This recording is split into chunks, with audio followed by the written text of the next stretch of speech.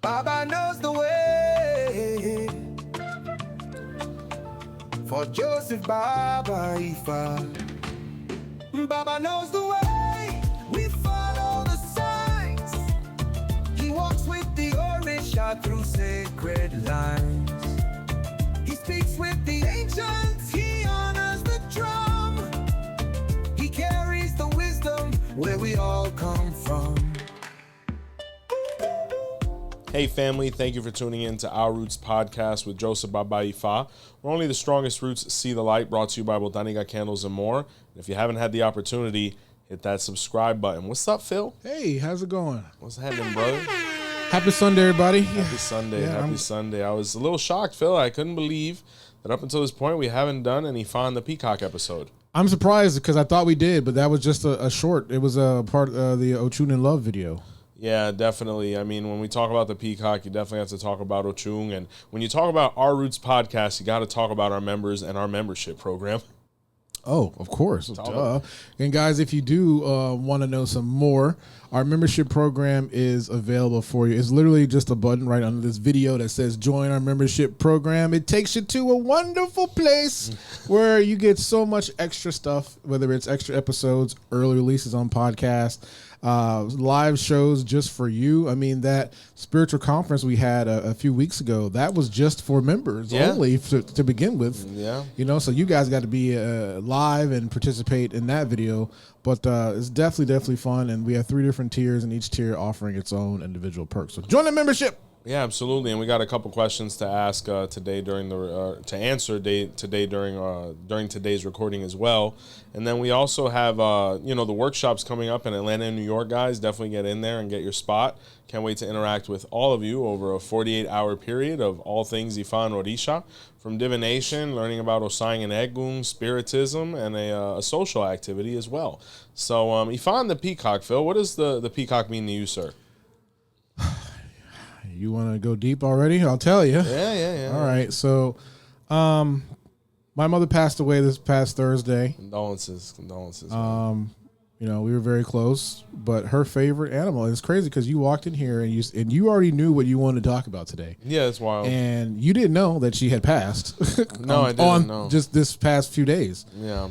And so you're like, hey, we're going to talk about the peacock. And I said, really? I'm like, that's my mom's favorite animal. Yeah. Everything every clothes she wore, she always wore like the peacock. She loved the peacock animal, and my mom is getting cremated, and her remains are going to be sent to us in a peacock urn. Yeah, man. So that is quite emotional, but that is also amazing and gives me some validation of how I've been feeling. I was a little bit down, but I'm more relieved now that. She's in a much better spot. Yeah, and then her name was Donna, correct? Donna, yes. Yeah, may she rest. And I tell you, a lot of people, may know this or may not know this at this point. Who really comes up with all the video ideas is Erica. And of course they did. Yeah. And this morning she kind of looked at me and she was like, "Hey, why don't we do Ifá and the Peacock?" And I was a little perplexed. I said, "We did that one already," but I was thinking about that clip.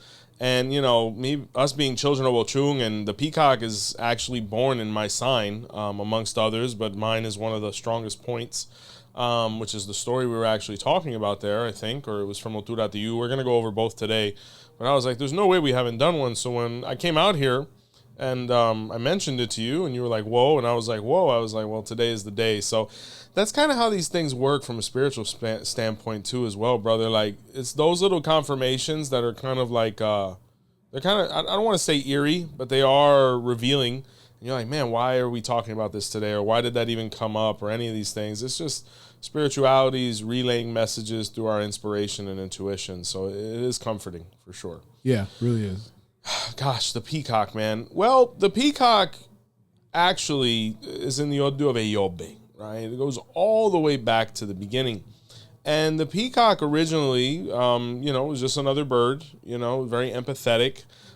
It was the embodiment of Ochun, right? This Odu, or this animal, better said, is seen as the personification of Ochun within nature. Now, there's other animals. You got the honeybee. Some people would even say Ochun has to do with the lion as well. The fish, of course. But the peacock is one of the strongest representations of her on Earth. So what happened in Eyobe was Olodumare was really annoyed with humanity and, you know, the animal kingdom and all of his creations. He was just ready to all see them die. And, you know, all of the Orishas were trying to plead with him because he had caused an immense drought in, you know, what was Africa at this point. And, you know, people as well as animals were hiding under the araba tree, which is the common ceiba tree, to get shade because, you know, there was this thing that occurred where the drought started, Earth didn't perform at Bo, and, you know, the atmosphere was actually distancing itself from Mother Earth. It was known as Father Sky. And, you know, the temperature was getting much, much higher, you know, and you begin to wonder if we keep using all these aerosols all the time, what's going to happen to us. And mind you, this isn't our first existence, so all things to think about. So after everyone failed, the peacock went for divination with Orunmila. And the Odu of Baba Ifa was revealed, where Ifá told him that he needed to perform sacrifice before going on this mission to save the world, which he did. And they say that ultimately the sacrifice was with water, right? So when he started or set out on his flight to Ikole Orun, right, or heaven, you know, it progressively got longer and hotter, right? He thought that he was going to be back quickly, but that wasn't the case. And he noticed that the more he got closer in proximity to Olodumare's palace, his, you know, aesthetics started changing. His feathers started falling out. The ones that stayed got burnt. You know, his face started getting burned. His skin irritated and changed and mutated. He lost all his hair. He lost his crown. He became bald. So by the time the peacock arrived at Olodumare's feet, he was the vulture, right? And he was basically dead, right? He or she, depending how you want to interpret it.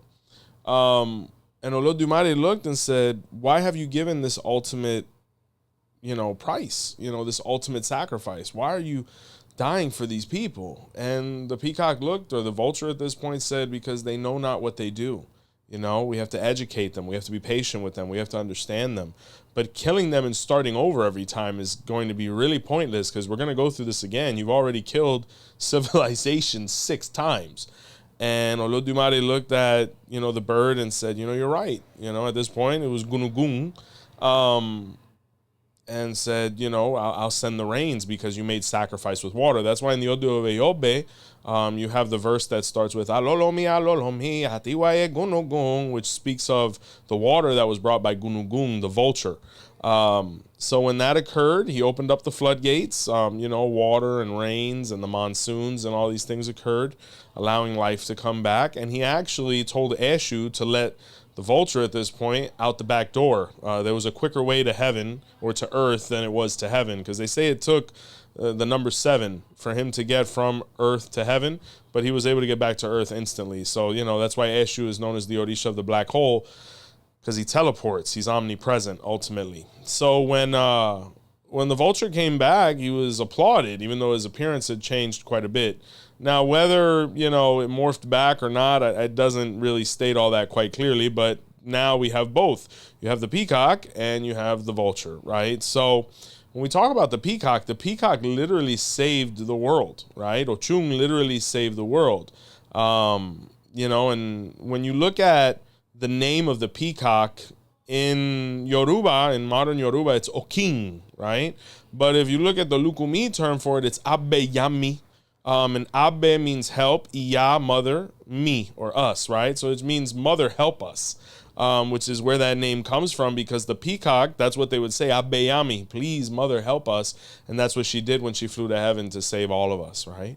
So pretty epic stuff. We're talking about a really indispensable animal all the way around, and really reflective of its character. You said earlier, I didn't want to interrupt you because you were cooking, sir. But you said 6 times the Earth was destroyed. Yeah, this already? is the 7th existence, So and hopefully the last one. That's what the Matrix said. Exactly. Too.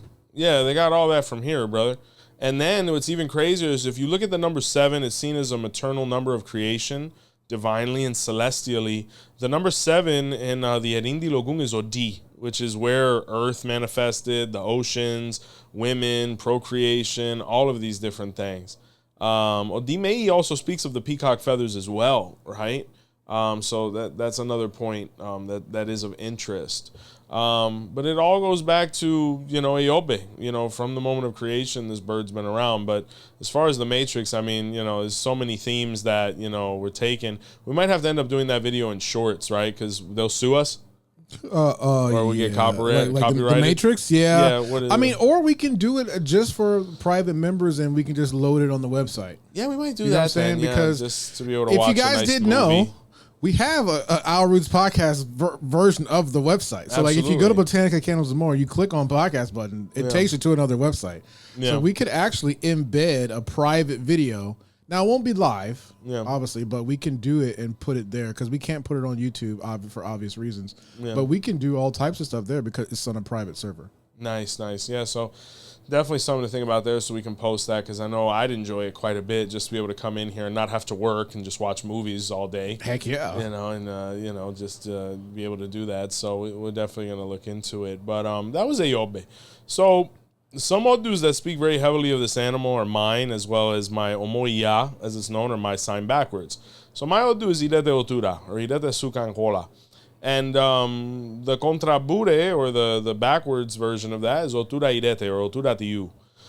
So in the Odu of Otura Tiu, to start there, it speaks of the peacock. And the peacock was the personal pet of Olokun, right?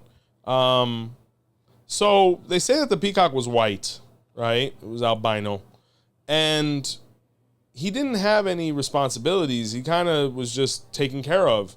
Olokun had him as a pet. He had all of his needs met for. Olokun just liked to look at him walk around the property and things like that, Who doesn't like seeing one of these things? Right. And one day, Olokun's daughter started trying to seduce the peacock. Now, the peacock was like, hey, I'm really good friends with your dad. I know you. Let's just keep it platonic here, But, her advances became far more aggressive. He didn't know how to resist because on one behalf, he's like, yeah, but, I don't want to. But she's beautiful, but, it's probably going to get me killed. And, it was really complicated for him.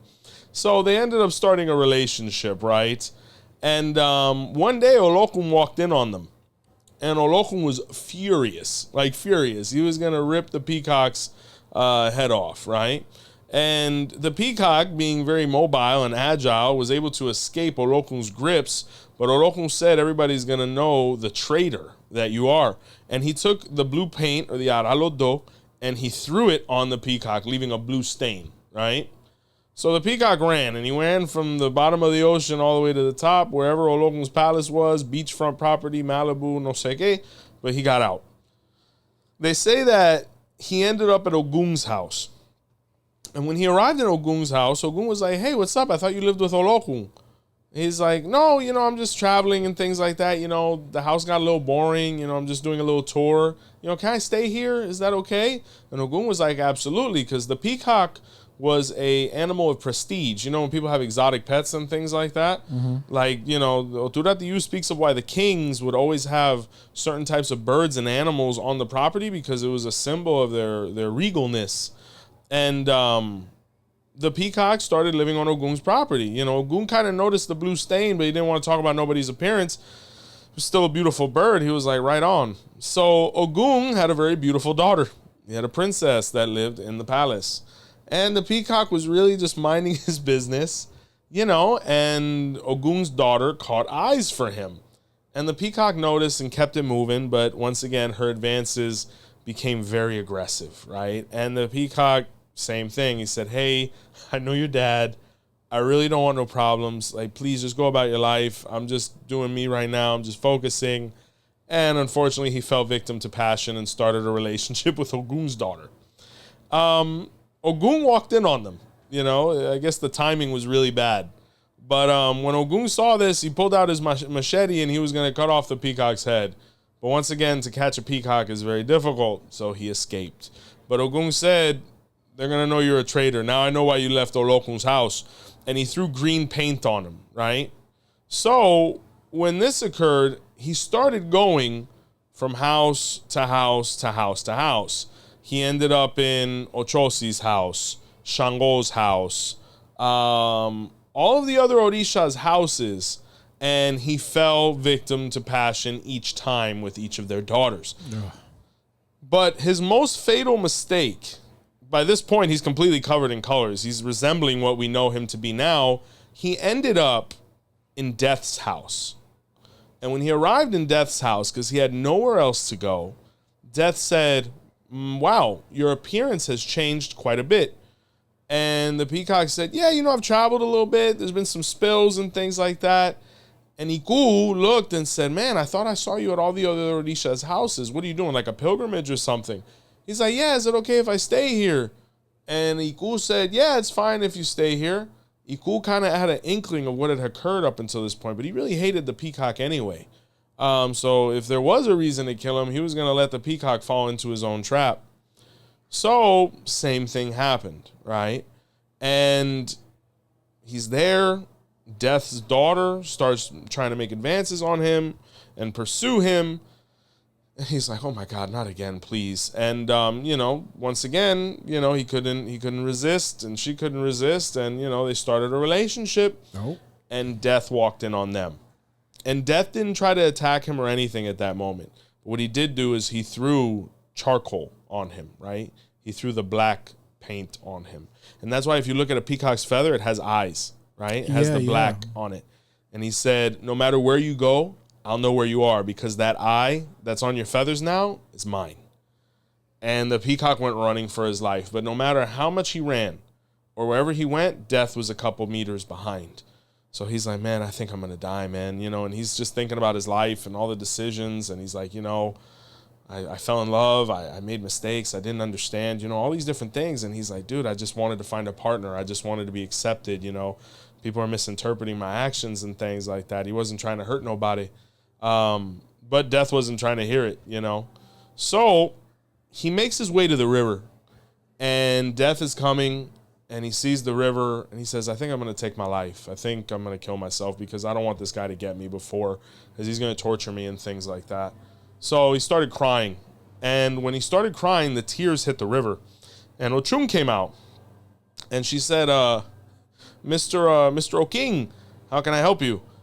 He said, man, I wish I would have met you first, because you are the most beautiful woman I've ever seen. But, I've tried to build a family with my friends' daughters, and they've all tried to kill me, and they've all betrayed me. And I did it to Death, and Death is coming for me now, and I think it's time for me to die. I think, I've been misunderstood, and I made some mistakes. I wasn't trying to be malicious.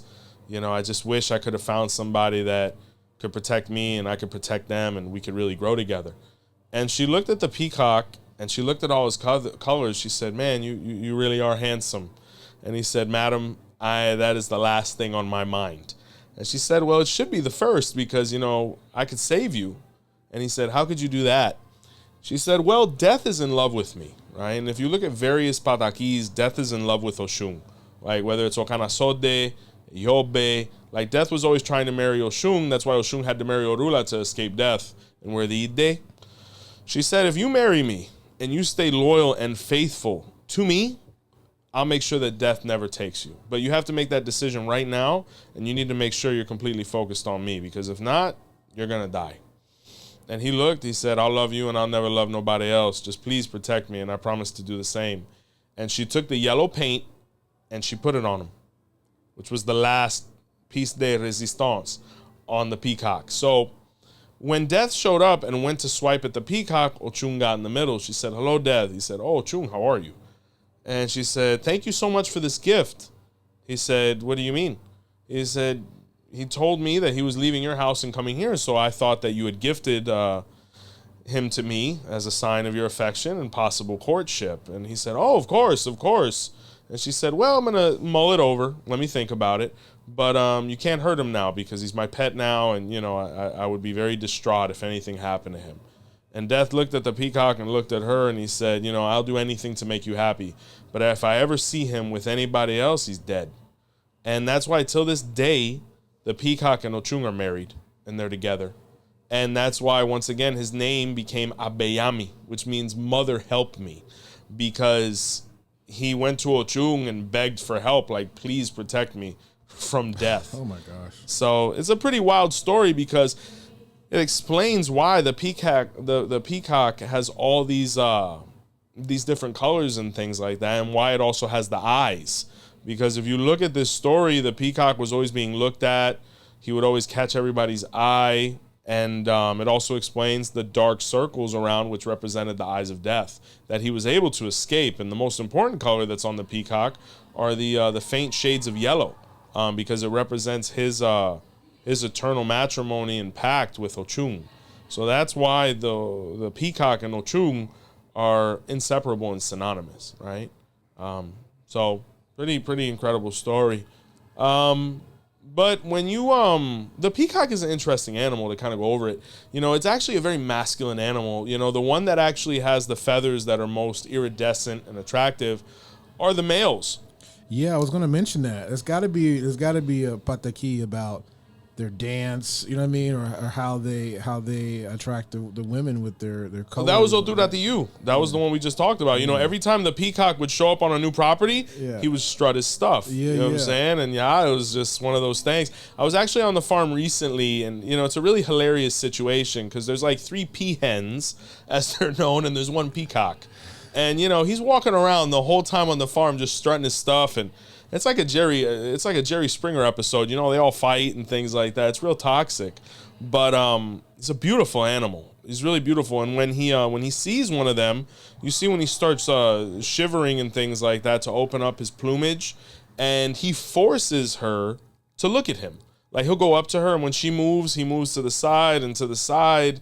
And it's ironic because you got to wonder, is he hypnotizing her with the eyes on his plumage, because the peahen kind of gets stuck looking at him.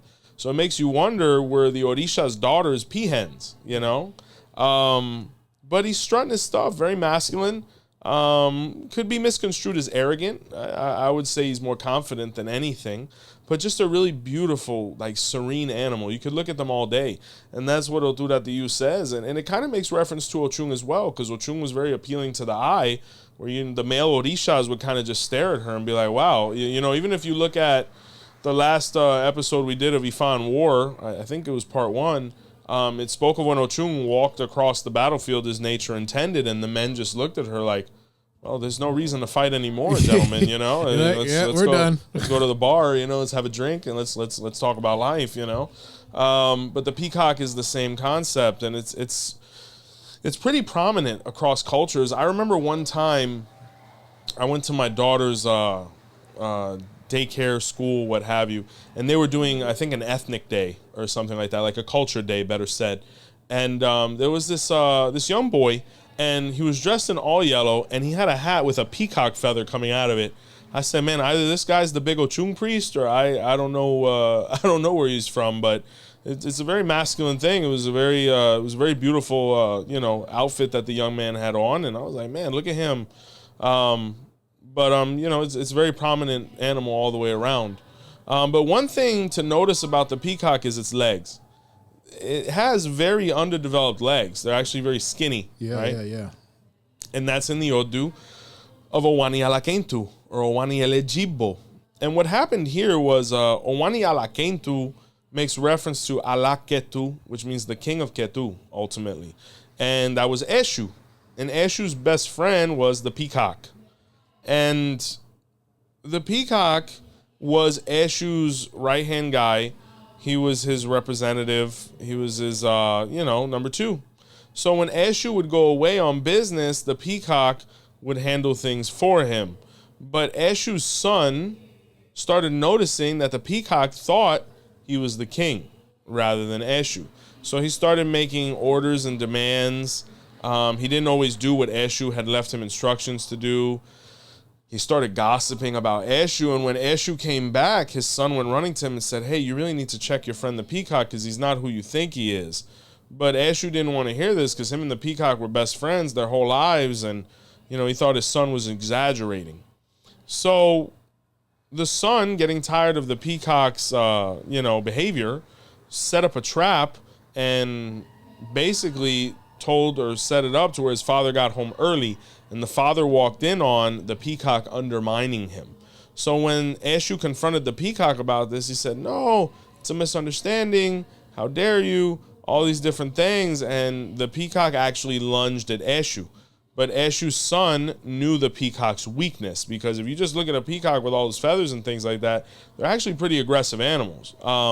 But he attacked his legs, or he wrapped up his legs and basically made him fall. He tackled him. So because of this, because of the betrayal and the deception and the treason, the peacock was sentenced to death, right? So it speaks of another aspect of its character, where it's not as honorable as it may seem. I mean, on one behalf, I mean, you know, he had good intentions. He wanted a relationship, or in the Otura Tiyu, or if you look at Owani Otura, you know, he was trying to handle the kingdom when, you know, the king was gone and things like that. But from another standpoint, you know, he was undermining the king. I mean, in Otura Tiyu, he was carrying on relationships with his friends' daughters, you know, far too many and much. And because of it, you know, he got a bad reputation, and it almost cost him his life in multiple times or occasions.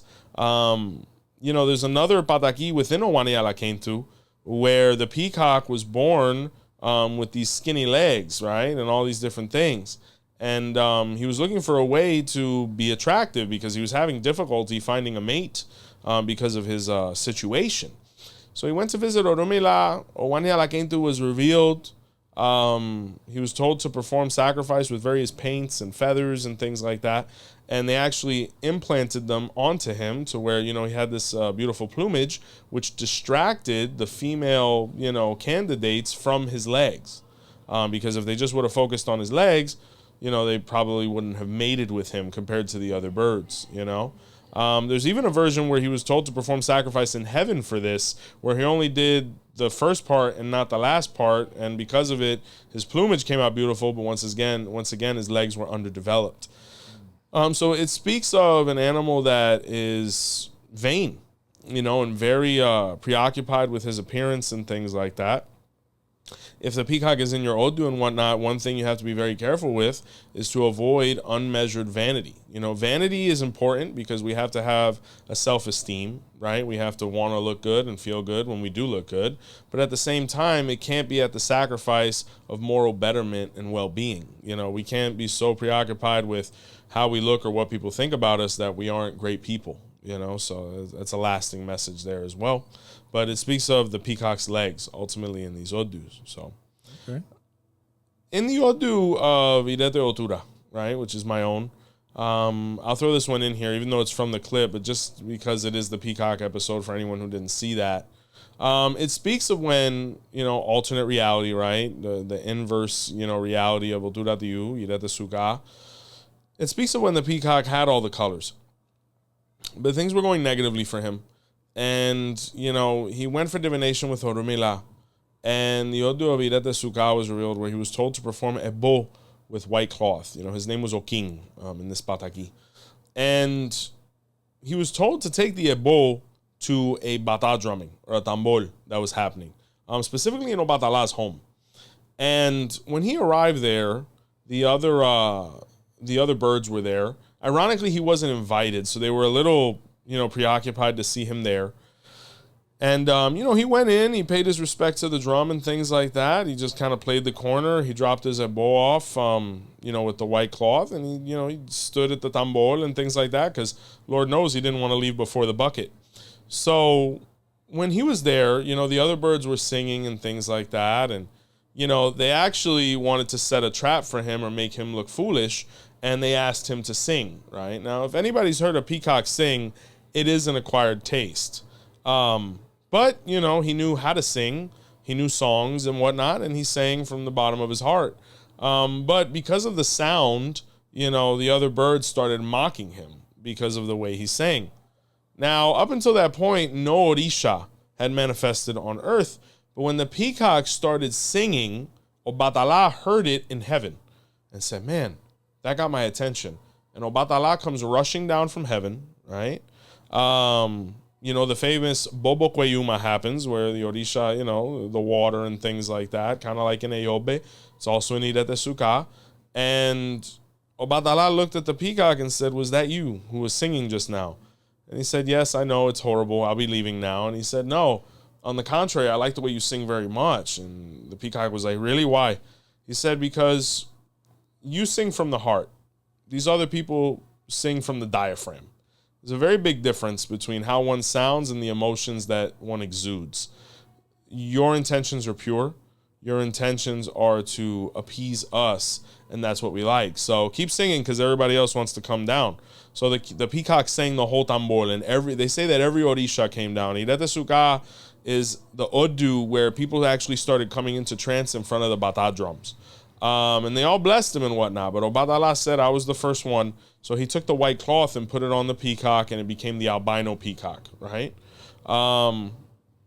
And, it's a really beautiful story because, it speaks of the importance of humility in this Odu and how it doesn't matter what other people interpret from your actions. As long as you're good with God, everything's all right. Sometimes that's the only clarification and closure we need. But this Odu speaks of why it's more important to sing from the heart than from the diaphragm, because if we focus too much on how we sound to be able to get a reaction from the crown, or the crowd, better said, the Orishas ignore that. Just the same way spirits ignore mediums who don't have purity. Like a spirit cannot manifest in a body that is impure. The same way an Orisha cannot respond to the call of an apong or a drummer whose heart is not pure and is more focused on the fame and notability that comes from being a musician rather than the obligations of a priest. All of this is in Irete Suka. And who taught us that was the peacock. Even though he may not have been the first singer of Orisha, Ifá recognizes him as the best singer of Orisha. That's why in the morning, if you're ever lucky enough to hear a peacock do its first, whatever you want to call it, its first call, it's definitely one that raises energy, and it says that that's what wakes the Orishas up in the morning. So, pretty wild stuff, Yeah, man. Have you ever heard a peacock song? No. It's that might be a good one to have on the soundboard. Is it really? Is it really? It's an acquired taste.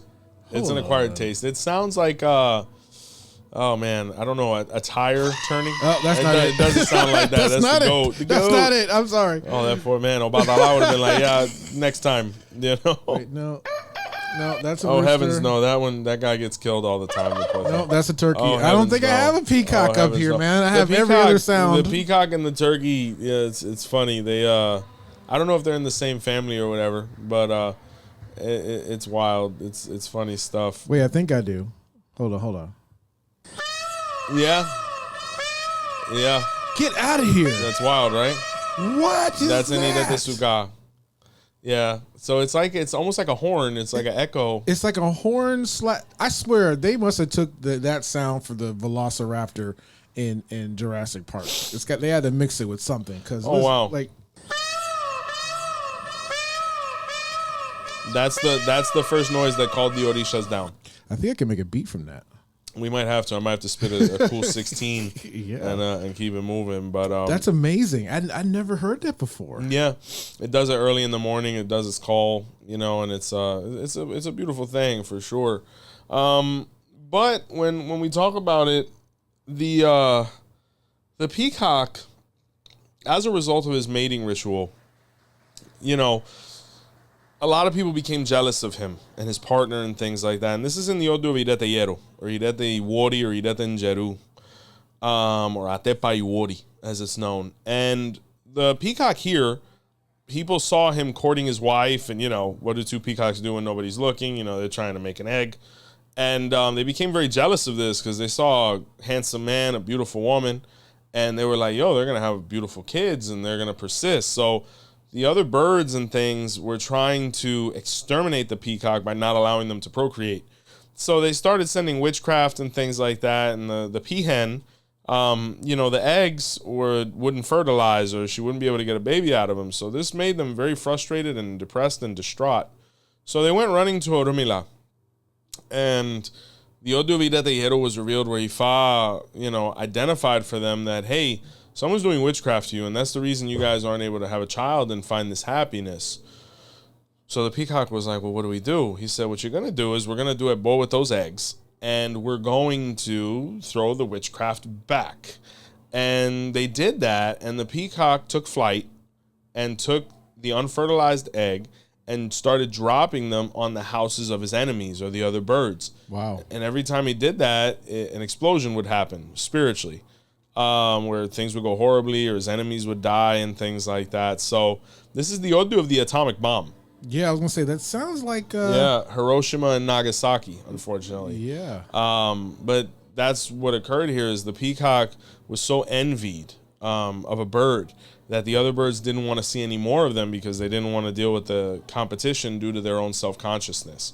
So the peacock had to go against his moral code and defend his family because, he was not going to allow anybody to interrupt his desires of having, children and procreating when everybody else had accomplished the goal. Why couldn't he? And, he wanted to make his wife happy as well. And he did that, and he went to war and he won. There's another pataki in Ireteyero that speaks of the peacock as well, where it says or explains why Ireteyero shouldn't perform more than 7 or 14 Ifá initiations of Babalawos, right? Where it speaks of this epic pataki of, the 14 ancestral spirits of the peacock that came to give the blessings to Ireteyero, but they put limitations on him for his own protection and well-being. So this is really epic stuff, but that's all in the Odu of Ireteyero, right? The peacock eggs, where the courting ritual happened as well, where he started pursuing the peahen, and where they were able to get a successful result. And luckily, we still have them till this day to enjoy looking at them and hear their song, right? So it speaks of that. There is a sad one.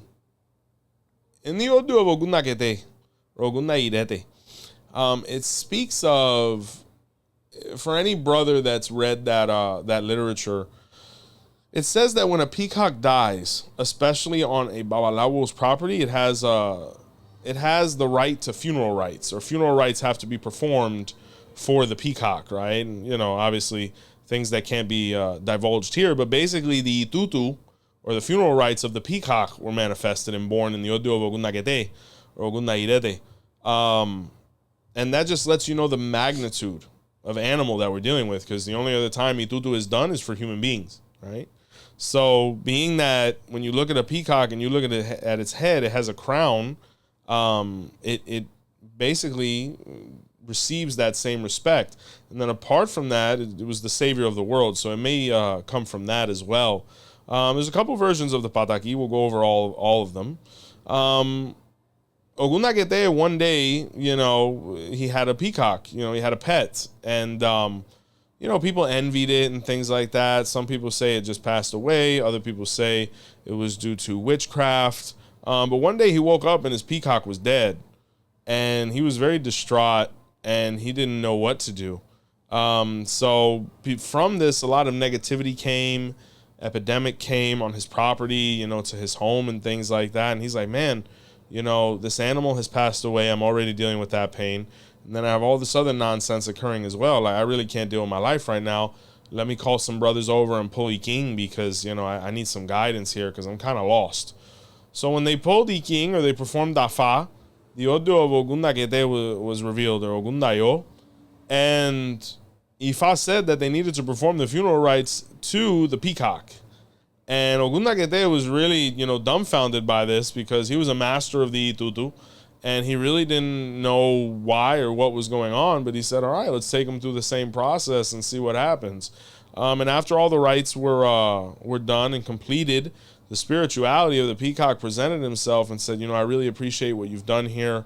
My blood spilling, or my death, caused all this negativity to come to you, even though we were the best of friends and you always treated me well.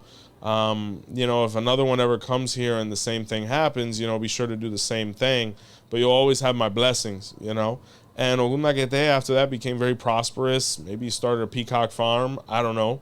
But from that, he was able to do very well. Now, there's another version where Ogunakete was married to the peacock, or married to Ochung, right? And Ogunakete was a very knowledgeable Babalao. He was very well versed. I'm a huge fan of the sign, by the way. Yeah. And, he was one day, it was his Ifá festival, and he was performing divination, and his Odu of Ogundagete came out, where Ifa said that it wanted a blood sacrifice. So Ogundagete started asking and asking and asking and asking, and it said no, no, no, no, no. So he said, what is the one thing I haven't asked for or haven't given my Ifa? And the peacock laughed and looked at him and said, well, you've never given a peacock to your Ifa. And Ogundagete, focusing more on his oath and on his priesthood rather than his marriage and his home, said, well, let me ask that. And the peacock looked at him and she said, I was joking. And he started pulling. And the Odu of Ogundagete came out when he asked. So he looked at the peacock, and the peacock looked at him and she said, have you lost your mind? I'm the only peacock. So he grabbed her and he sacrificed her to his Ifa. Wow. Not good. You know, so when that happened, the blood, the curse of it all, really turned things to go upside down. So Ogundagete after that got very shook because he's like, I was following what Ifa said, but it was my wife, but I killed her and I sacrificed her to my Iking, and now things are going negatively. Like, he was like, what do I do now? So once again, he called Brother Bawalaos over. They performed divination. Ogundagete came out where Ifa said, you have to give that animal the proper burial. She was your wife. You did this. We wouldn't have advised that, and all these different things. So when they did that, the spirit of the peacock presented itself once again and looked at Ogundagete and said, I hope you're happy that you fulfilled with Ifa. I loved you more than anything, and you killed me and you betrayed me. I hope the next woman you're with, doesn't go through that with you. And he never really forgave himself for it. So when another peacock came on the property or he raised more, he kind of put a taboo on the sacrifice altogether. I'm not going to delve too much into that because, it's a little, it's very, very secret stuff. But it is an animal that is to be respected and to be avoided, and God forbid if one passes away on the property of a Bawalao specifically, or even if you're a Olorisha, definitely call Bawalao to get things done, because when it dies under those circumstances, it can be very negative for sure. Oh, man. Yeah, so sad stories, for sure. It's an animal that's been through a lot. Yeah. It didn't necessarily get the thank you I think it deserved, saving the world, but, who does? Right. You kind of look at him wanting a relationship and looking for love in all the wrong places.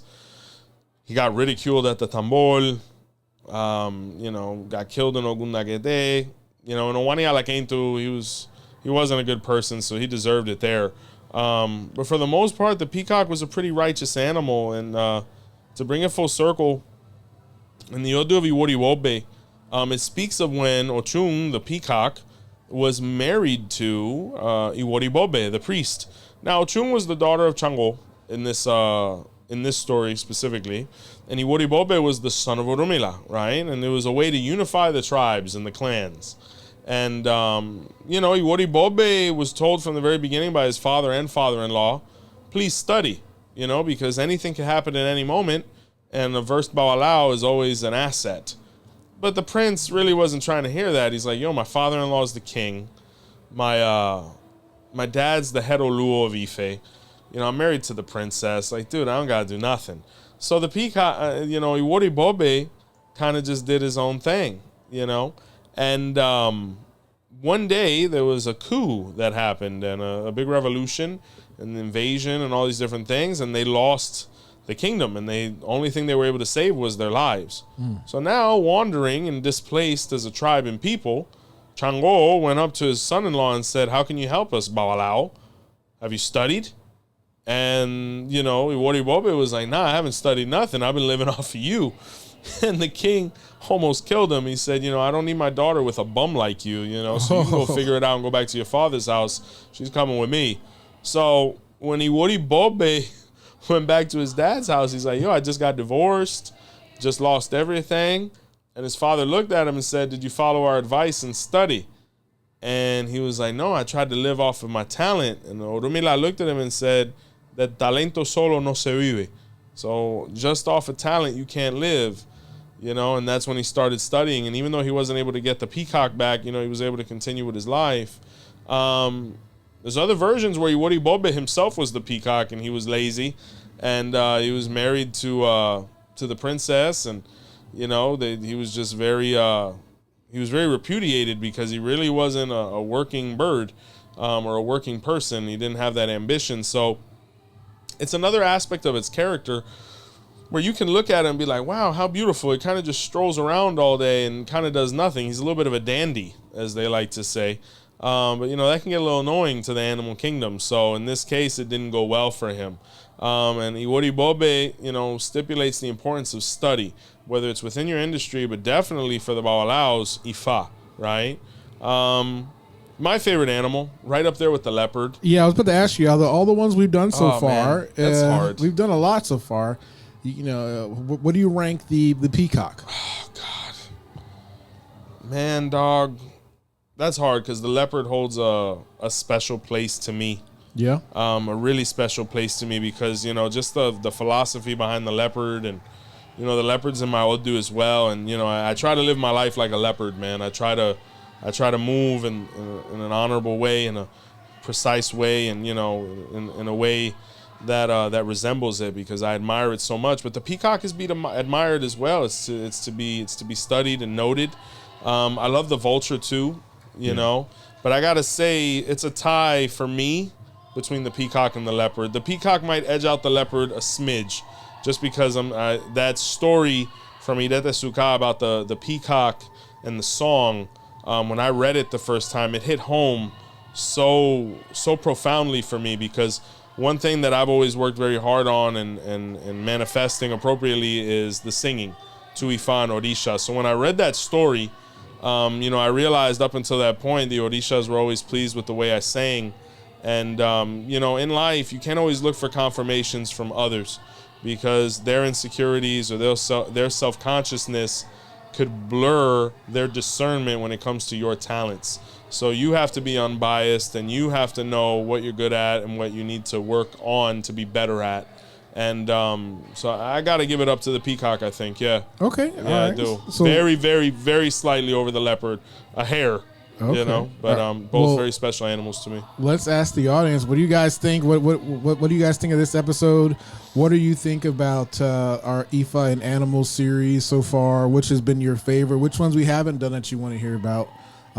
We've also been doing some member videos of answering them in your questions, your individual questions that we haven't been able to answer in the chat. Yeah. So make sure you join our membership program if you want to see those. But guess what time it is? My favorite time. That's right. They're having a party outside, so if you hear something, that's just, you know, whatever. But We didn't get invited. I know. Don't worry about it, though. It's all good. But, guys, right under this video, there is a join button. It gives you access to our membership platform. There's so many different things in there. There's extra episodes, early releases, discounts on merch, discounts on courses, and like I said a minute ago, special videos just for you. So we'll be answering some of these questions where Joseph goes a little bit more deep than what a comment would do. So make sure you join our membership program and take advantage of that today. Get in there, guys. All right. So big achievement for this channel. Okay. Right. February was 3 years of our membership program. Oh, is our 3-year anniversary? Of the membership program. Oh, gosh. So you've been around for a while, but I'm saying just for our membership platform, we have been around for 3 years. The podcast has been around, what, for 4? This is going on our 4th year. Yep, wow, yep. Man. So round of applause for that. Make sure you guys drop a like. A couple of these. All right. Exactly. So I'm going to spotlight the OGs of the OGs that have been here since the beginning. Triple OG. That have been here since the beginning. So we have been 36 months of membership. Okay. So these are very, very special people. So there's only a handful of you guys that have been here for 36 months. And I'm going to show you some love. All right. We got Mrs. Lulu Lights. Oh, man. She's Lulu, a VIP member. Yeah. Been here total 36 months. You're the best. Right. We got Melted 77. They are a supporter. They have been here since the beginning at 36 months. Melted. We got Kenya Hutton, premium super fan. Boru, thank you. 36 months. Wow. We got Marco 2323, a VIP at 36 months. Thank you. We got Laja Rocks. Yep.